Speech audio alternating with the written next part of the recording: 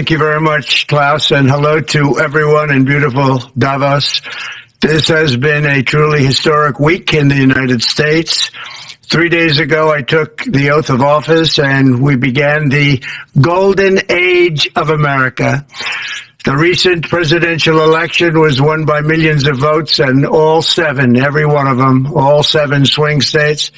It was a massive mandate from the American people like hasn't been seen in many years, and some of the political pundits, even some of my so-called enemies, said it was the most consequential election victory in 129 years. That's quite nice. What the world has witnessed in the past 72 hours is nothing less than a revolution of common sense. Our country will soon be stronger, wealthier, and more united than ever before, and the entire planet will be more peaceful and prosperous as a result of this incredible momentum and what we're doing and going to do. My administration is acting with unprecedented speed to fix the disasters we've inherited from a totally inept group of people and to solve every single crisis facing our country. This begins with confronting the economic chaos caused by the failed policies of the last administration.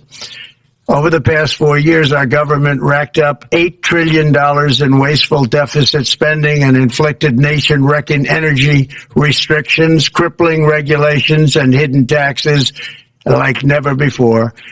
The result is the worst inflation crisis in modern history and sky-high interest rates for our citizens and even throughout the world. Food prices and the price of almost every other thing known to mankind went through the roof.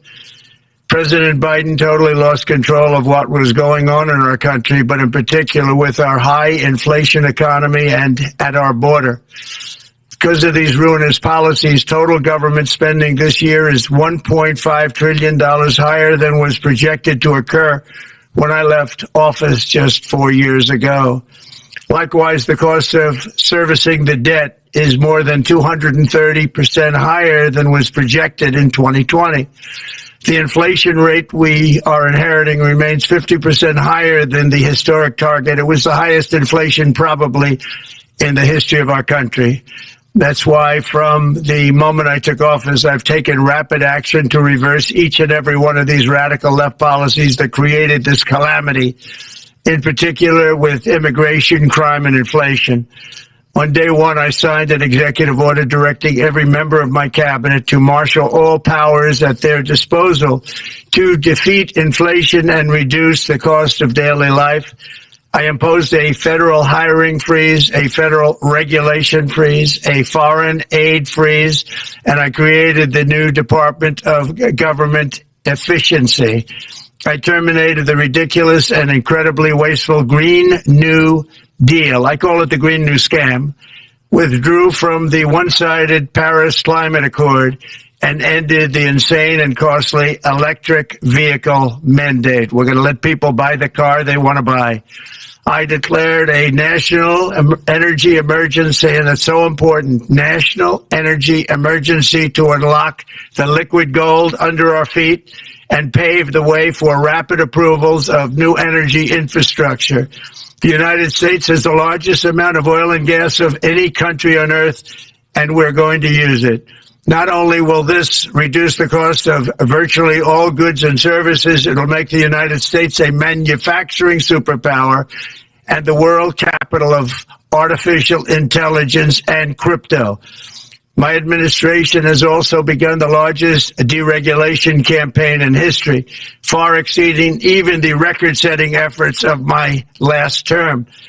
In total, the Biden administration imposed $50,000 in additional regulatory costs on the average American household over the last 4 years. I have promised to eliminate 10 old regulations for every new regulation, which will soon put many thousands of dollars back in the pockets of American families.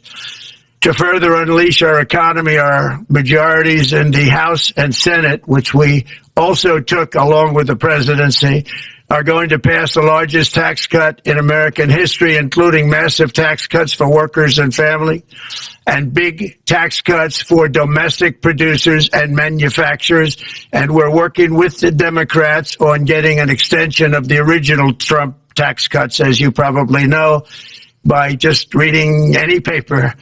My message to every business in the world is very simple. Come make your product in America, and we will give you among the lowest taxes of any nation on earth. We're bringing them down very substantially, even from the original Trump tax cuts. But if you don't make your product in America, which is your prerogative, then very simply you will have to pay a tariff, differing amounts, but a tariff which will direct hundreds of billions of dollars and even trillions of dollars into our treasury to strengthen our economy and pay down debt. Under the Trump administration, there will be no better place on earth to create jobs, build factories, or grow a company than right here in the good old USA. Already Americans' you can see this, I think, maybe even in your wonderful, wonderful room that you're all gathered together, so many of my friends, but Americans, the economic confidence is soaring like we haven't seen in many, many decades, maybe not at all. Upon my election, it was just announced that small business optimism skyrocketed by 41 points in a single month. That's the highest ever. There's never been anything like that. SoftBank has announced between a $100 and $200 billion investment in the U.S. economy because of the election result. And just 2 days ago, Oracle, SoftBank, and OpenAI announced a $500 billion investment in AI infrastructure. Other companies likewise have announced billions and billions and billions, adding up to trillions of investment in America, in the United States. And it's also reported today in the papers that Saudi Arabia will be investing at least $600 billion in America, but I'll be asking the Crown Prince, who's a fantastic guy, to round it out to around $1 trillion. I think they'll do that because we've been very good to them. And I'm also going to ask Saudi Arabia and OPEC to bring down the cost of oil. You got to bring it down, which frankly, I'm surprised they didn't do before the election. That didn't show a lot of love by them not doing it. I was a little surprised by that. If the price came down, the Russia-Ukraine war would end immediately. Right now, the price is high enough that that war will continue. You got to bring down the oil price. You got to end that war. They should have done it long ago. They're very responsible, actually, to a certain extent for what's taking place. Millions of lives are being lost. With oil prices going down, I'll demand that interest rates drop immediately, and likewise, they should be dropping all over the world. Interest rates should follow us. All over, the progress that you're seeing is happening because of our historic victory in a recent presidential election, one that has become quite well known throughout the world. I think a lot of things are happening to a lot of countries. They say that there's light shining all over the world since the election, and even countries that we aren't particularly friendly with are happy because they understand what there is a future and how great the future will be. Under our leadership, America is back and open for business. And this week, I'm also taking swift action to stop the invasion at our southern border. They allowed people to come in at levels that nobody's ever seen before. It was ridiculous. I decided and declared to do, and very, very importantly, a national emergency on our border, immediately halted all entry of illegal border crossers, of which there were many, and began promptly returning the illegal trespassers back to the place from which they came. That action, as you've probably seen, has already started very strongly. I've deployed active duty U.S. military and National Guard troops to the border to assist in repelling the invasion. It was really an invasion. We will not allow our territory to be violated. After 4 long years, the United States is strong and sovereign and a beautiful nation once again. It's a strong, sovereign nation. In addition, I'm pleased to report that America is also a free nation once again. On day one, I signed an executive order to stop all government censorship. No longer will our government label the speech of our own citizens as misinformation or disinformation, which are the favorite words of censors and those who wish to stop the free exchange of ideas and, frankly, progress. We have saved free speech in America, and we've saved it strongly. With another historic executive order this week, I also ended the weaponization of law enforcement against the American people and, frankly, against politicians. and restored the fair, equal, and impartial rule of law.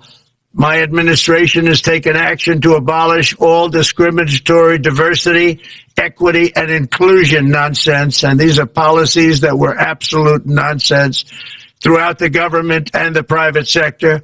With the recent yet somewhat unexpected great Supreme Court decision just made, America will once again become a merit-based country. You have to hear that word, merit-based country. And I've made it official, an official policy of the United States, that there are only two genders, male and female. And we will have no men participating in women's sports, and transgender operations, which became the rage, will occur very rarely. Finally, as we restore common sense in America, we're moving quickly to bring back strength and peace and stability abroad. I'm also going to ask all NATO nations to increase defense spending to 5% of GDP, which is what it should have been years ago. It was only at 2%, and most nations didn't pay until I came along. I insisted that they pay, and they did, because the United States was really paying the difference at that time, and it was unfair to the United States. But many, many things have been unfair for many years to the United States. Before even taking office, my team negotiated a ceasefire agreement in the Middle East, which wouldn't have happened without us, as I think most of the people in the room know. Earlier this week, the hostages began to return to their families. They are returning, and it's a beautiful sight, and they'll be coming in more and more. They started coming back on Sunday. Our efforts to secure a peace settlement between Russia and Ukraine are now hopefully underway. It's so important to get that done. That is an absolute killing field. Millions of soldiers are being killed. Nobody's seen anything like it since World War II. They're laying dead all over the flat fields. It's a flat field farmland. And there's millions of Russians and millions of Ukrainians, and nobody's seen anything like it since World War II. It's time to end it. And here in America, we have big events coming up. Next year, we have the 250th anniversary of America's founding. I'm so honored to be president during that. That's been a big event. They've been talking about it for 10 years. We also have the World Cup, and I understand Gianni's in the room. Infantino, he was very instrumental in helping us get it. He's there with you someplace, I think, and I want to thank him for that. And then we have the Olympics coming up, which I was instrumental in getting also in my first term. And who would have known that by skipping a term, I would get the Olympics? I was upset. I said, I got the Olympics to come and I won't be president. But it turned out through a stroke of luck, or whatever you might call it, that I'm going to be president during the World Cup and the Olympics and the 250th anniversary. So that's going to be three big events. And we've accomplished more in less than 4 days. We have really been working 4 days than other administrations have accomplished in 4 years.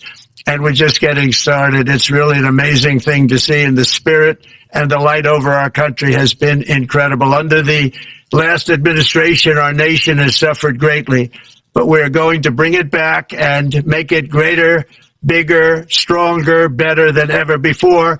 I want to thank everybody for being with you. I would have been there myself, except the inauguration was 2 days ago. I thought it might be a little bit quick to make it the first stop, but we'll get there one day. We hope to get there. But I do appreciate, I heard the audience is fantastic, and many of my friends are in the audience, and I will be taking questions now from some very distinguished people. Thank you all very much.